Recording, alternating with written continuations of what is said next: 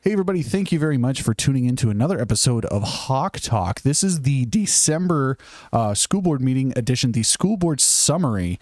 And we're going to actually jump around a little bit in some of the order. We're going to start with Mr. John Kohler. And also, too, in the room with me, I also have Mr. Erickson, Mr. Siemens, all in here. Thank you guys for coming in. But we're going to start off with Mr. John Kohler with the athletic director report to get that going and get that going off. Thank you very much for coming in, John. You bet.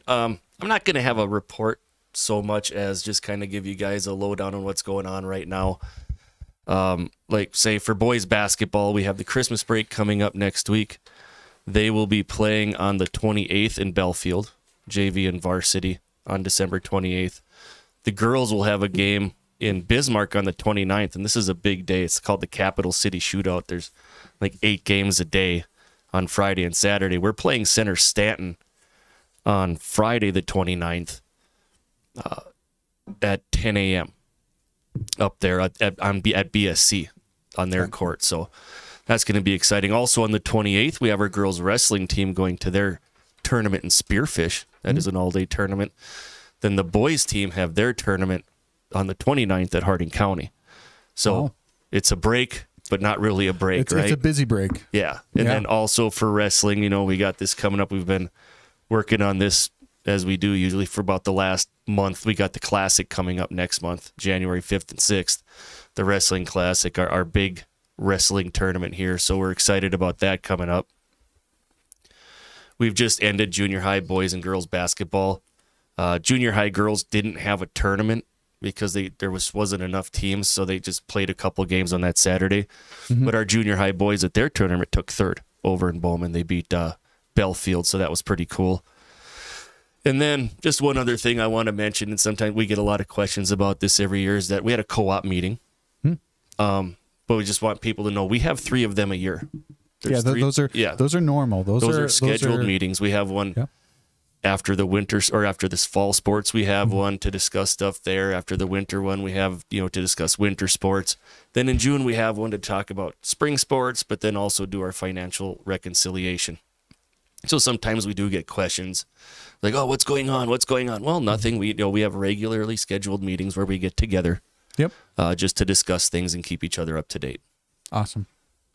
Outside of that's my December fill-in for you guys. Awesome. Hey, tell us a little bit about the wrestlers the junior high that went to Minot. Oh yes. Oh man, thank you. Yes, we also had. I forgot about that. The junior high went to the state junior high meet in Minot, the junior high tournament, and we actually went up there with 8 wrestlers. We didn't even have a full roster, and we took first for the Class B teams. Whoa. Yeah, we had 2 state champions, Austin Ormiston or 3. Austin Ormiston, Hugo Verdon, and Brody Sott. Yep. So we had 3 state champions.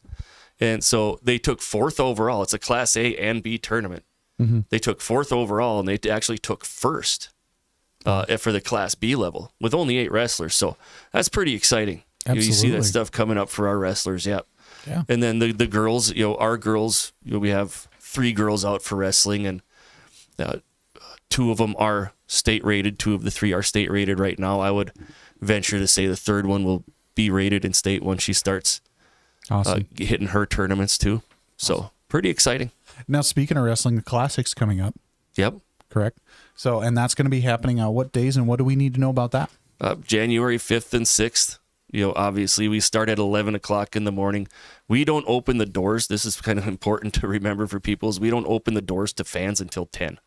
Because they're doing weigh-ins and all that weigh-ins and all that stuff. And we don't need a lot of people milling around. We're going to have a lot of wrestlers in there warming up. And, when you have the wrestlers milling around and then you have these people coming in, it's really easy to kind of sneak past the ticket table. So we'll open for the fans at 10 a.m. Got it. 1 entrance only, come in through door A, and then we'll have 4 mats. We'll have 2 mats in the little gym, 2 mats in the big gym. The first day is going to be all varsity on both mats.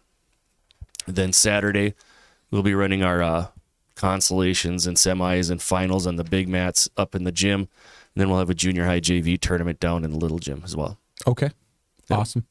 Okay. Well, it sounds like that's pretty much everything for the athletic director's report and any other additional updates, correct? Nothing for right now. Okay, awesome. Well, thank you so much for coming in, John. I really, really appreciate it. We're going to kick it over to Mr. Siemens and Mr. Erickson for the rest of the school board meeting here. So, Mr. Siemens, it looks like, we had the, we went over consideration of bills and the financial report. Anything that was, that stood out in the consideration of bills or a financial report at all? No, there wasn't really anything there. We had some costs with Central Mechanical, and that's a name. If anyone's been reading through the minutes over the last really probably a year and a half, they had a contract with our pool and things like that. However, on our steam side of the campus, we had to bring them in because we did have some fittings that were original to the building that started to fail a little bit. So that, it was kind of like, hold on, why is Central Mechanical here? I thought the pool's all done. And it's like, well, yes, but because the steam side of the building is pretty tricky, there aren't very many companies that want to mess with the heating. So really, as far as bills, that was probably the only thing that really jumped out and was like, hey, what's going on? And I would anticipate we'll probably see more of that happening with the age of the 1952, 1959 edition. So. Gotcha. Just an ongoing thing there. Okay, so it sounds like that kind of puts us into more the miscellaneous business of the meeting from that was this week on December 19th. So superintendent and secondary principal report. Let's start with that. Yeah, so I kind of went through an update a little bit. Of course, on Monday night we had our 7th through 12th grade Christmas concert. It was very well attended. Honestly, for the years that I've been going to this, I would say it's probably the most people I'd seen at that, so that was awesome. Kids did an excellent job. Mrs. Ehlers does a great job with those kids. There was a couple times where the choir sang a couple songs with the 712 choir, and then of course they broke off and did junior high school, and then she did the same thing with the band too. So it was pretty impressive to see all those numbers together. So we had that going on Monday. Of course, today is the last day of the first semester on both sides of the campus. We're winding down with some activities today with that. Grades will be stored January 2nd. So if you're over the break saying, hey, what's my kid's semester grade? We don't store those until January 2nd because we have teachers that are grading. Hence the reason why Mr. Kohler had to take off. He's running upstairs and he's grading some of his tests as we speak. So, so just keep that in mind. January 2nd, they'll be stored, and then you'll be able to look at semester grades and things like that. Of course, if there's any that we had concerns about, we've already reached out in those situations. The other things that I talked about is we're currently working on the 24-25 calendar. We're hoping to have that on the agenda in January for approval, so we can get it out, so people can start to plan for next year already. Things like that. Strategic planning was really kind of one of the other big ones. It's a word we've been doing. It's a process we started last spring.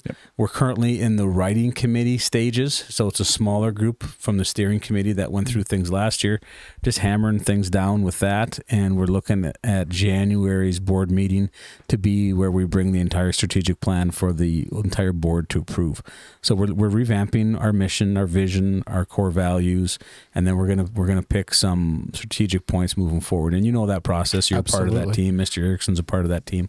Yep. So if there's anything that you guys have to interject on the strategic planning, go ahead. I mean, just the biggest thing is, I think that's going to be something we're probably going to dive into a lot deeper into the future once we kind of get some of these things put in cement. But it's a really exciting opportunity because, you're looking at some of the framework of how things are looked at the school and really solidifying, what we believe and what we're pointing towards, what we're going towards. So it's a really exciting thing, honestly, at least in the walls of the building. So there's so many different things we do in this building on an educational standpoint that's beyond the academics and the curriculum and everything. This here is really going to pick two or three things that we're really going to focus on. And that will drive some of our professional development. Not all of our professional development, but definitely drive some of our bigger professional development pieces and drive some of our financial decisions we're making too. So, otherwise, besides that, we're looking at, there's going to be a community presentation. And this is the last thing I'll kind of touch on, which is huge. February 8th, the school and the Chamber of Commerce, we are working on bringing in businesses in the community to have a presentation that will be talking about work-based learning.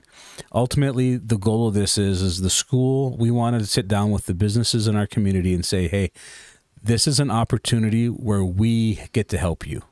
Instead of us always saying, hey, help Hettinger, help Hettinger Public School.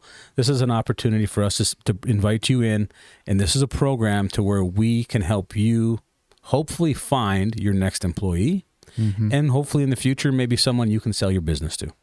Absolutely. And how it works into our curriculum and our strategies moving forward. So February 8th, we'll have that going on. We will have invitations going out to that in January because we're still planning that. So we're really looking forward to that. And then February 9th, we have an all-day professional development here for our staff where we'll also be talking about work-based learning.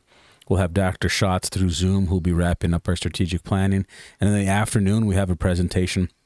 And I'm going to let Mr. Erickson talk about that because Mr. Erickson was integral in getting this individual to come back after the professional development we had a couple weeks ago. This was very well received, and there's a lot more. But Mr. Erickson, if there's anything you want to add on that, go ahead. Yeah, we had Clayton Dodson come in, and if people remember, we snuck in a early out on a Tuesday, and we want to thank, and it kind of worked out good because it was right before Thanksgiving break. But our professional development, we had the opportunity of having Dr. Clayton Dodson out of Mayville State come in and talk to our teachers about EL students. And EL stands for English Learners, which means they come into our school and they don't know how to speak English. Yep. And the thing that really blew my mind, guys, is that we have 7 different languages at Hettinger High School, Hettinger Public School, that are being used. 7. Wow. So when you say, and I brought this up at the board meeting, I said, guys, what would you do if you had somebody come into your class and they can't understand you? And it was just kind of silence, right? So Clayton was very effective in saying, okay, here's what we need to do. And it was at the right time. It really was. He came in and talked about different strategies. He talked about some of the different things that we should be doing, looking at. And his advice was keep them in the classroom as much as you can. Yep. And as they start to hear the English language, they will start to learn. Of course, we think, let's get them out so that they can be talked to through a translator, through whatever. But he said the best thing that you can do. Now, luckily, on February 9th, I was able to get him to come back down for an afternoon, about 2 hours, and he's going to continue on where he left off and talk to our teachers. Not only is he going to talk about the EL students, but he's going to give us other strategies. And again, this is a education professor at Mayville State, and he's going to give everyone some strategies, not only for the EL students, but for our other teachers, for our other students that might work in your class as well. Gotcha. I was there, I was one of the staff members that were there, and I do have to say that was one of the most engaging speakers that we've had, at least since I've been here. And it was just very, very fun. And he got his point across really, really well. Like when I left that room, I clearly understood the goal and what he was trying to put across. So. Yeah, and I'm glad you brought up Mr. Janikowski, because when we sit down and we look at professional development, we don't want it just to be 2 hours, okay, let's check the box. And we don't want people to say, oh, you know what, I could be in my room, I could be working on grades, I could be working on standards, I could be working on lesson plans. And everyone that came out of that room said, wow, I haven't heard that for a while. Yeah. And so I think if you get the teachers to buy in and we get strategies and different things that we can actually use, that's true definition of what professional development is. Absolutely. Absolutely. So that wraps up what I had going on in my report that night. So awesome. So then that moves us into the elementary principal report. So Mr. Erickson, if you want to just kind of continue. Yeah, I'm going to go a little bit further with what Mr. Siemens talked about with the grades, and I want to remind everybody with the report cards. Last year we looked at the electronic report cards and different things like that, and I'm kind of a numbers guy, kind of a geek that way. I figured we can save about $1,100 in mailing stamps and envelopes. So what we do is if you look on PowerSchool after January 2nd, okay, Kira will put in the grades, you can then see exactly what would be on the report card. Now, if you still want a hard copy, You can call the office, and she will sure do that for scrapbooks or whatever. But I found out that numerous people around town have their own printers, so they just print off a copy to put in the old scrapbook. Yep. So that's one of the things that we will do, continue. Now, kindergarten's a little bit different. They have a different report card than the rest of the school because, some of the different things they're doing. So they will continue to send the report cards home in the children's folders. So that'll still be coming that way. But 1st through 12, still online Power School. So it really went well. We had about 3 people that called the office and wanted a copy. So I think that's pretty good out of 311. Yeah. Some of the other things, I guess, that we're looking at, we're really stressing some PD, professional development, for our paraeducators. We kind of forget about them as we go through, and they're an integral part of our school system. So we have professional development, and it's kind of based towards teachers. It's based towards everybody else. So we were lucky the last couple of flex days to have Deb Thur out of NDSU come down and talk about some conscious discipline. And I just did get set up yesterday through RESP, which is our area, kind of our resource area. They're going to come down in February, and they're going to do another module with our paraprofessionals on behavioral strategies, discipline strategies, and some of the different things. So we're pretty excited about our paras getting some more professional development. And they're all also saying, you know what, this is great. We feel like this is something that's directed right towards us. And, of course, it's going to make our learning environment even that much better when everybody's on the same page. Awesome. We are looking at applying for a grant to get a new milk cooler in the lunchroom. So we're going to be working through Tyler Erickson at Hettinger Heating and Air. Felicia Wizakowski, who's our head cook, is applying for a NSLP, which is National School Lunch Program grant. And once we get that grant, then we will kind of go forward with that. Other than that, Joel, I think the report was, or the board meeting was good. We had Ms. Swyhovic come in and talk a little bit about some strategic planning. I think it was kind of good that the board got to see, put a name to the face or face to the name, however you want to look at it. And she gave an update on what STARS Renaissance is. And we will be testing again STARS Renaissance on January 9th and 10th. And that is a great tool that we use that gives everybody instantaneous feedback. One of the questions that came up from one of the board members, of course, they're all parents, when is it going to be that we can get some of that information? We're on the second part of STARS and some of our strategic planning.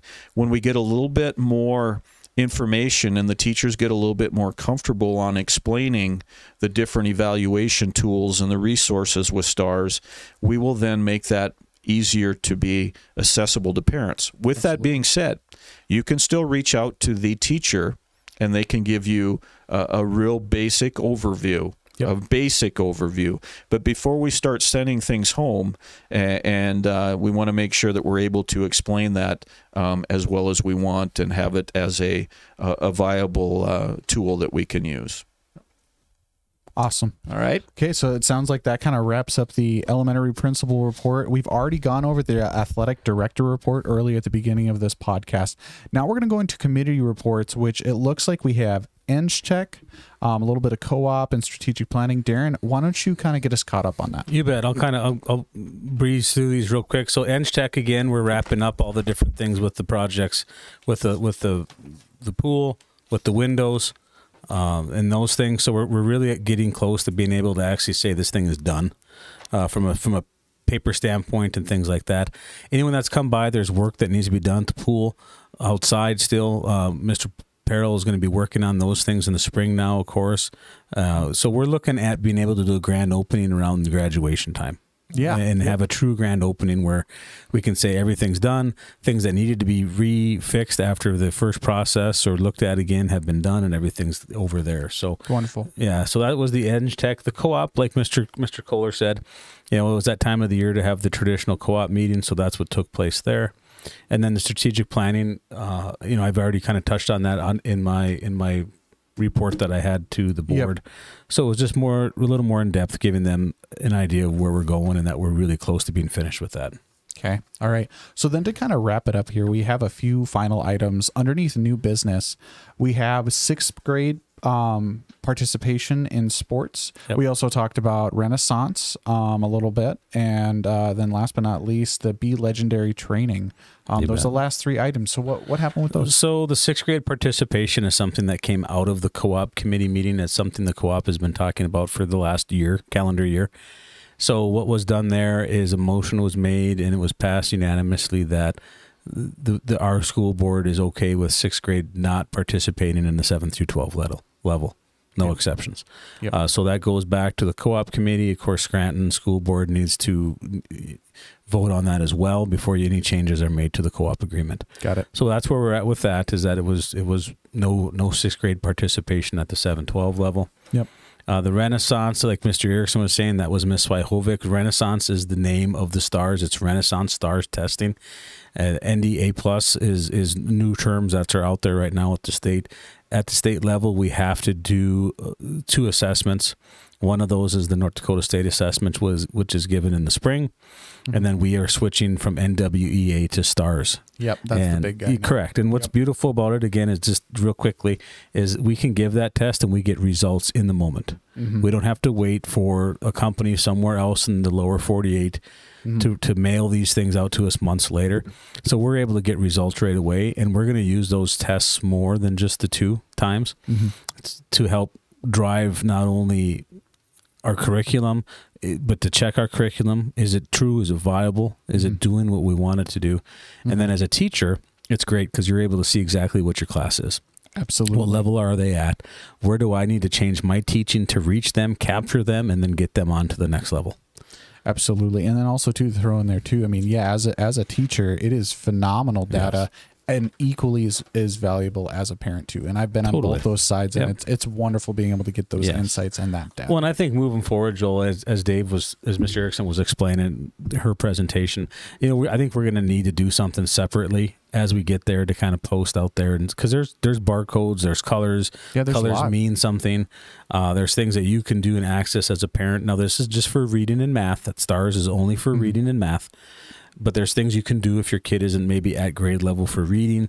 There's apps that are attached to this where you can search out books that are actually at grade at the level the kid is testing at. Tons of resources. Yes. Yeah. Because what we're finding is reading is it's for everything.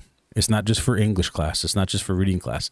If you can't understand and read the social studies text, you're going to struggle with science, whatever it is. Yep. You can be out in auto with Mr. Tim, and if you can't read the text, you're going to struggle. Yep. So that's why that is so important there.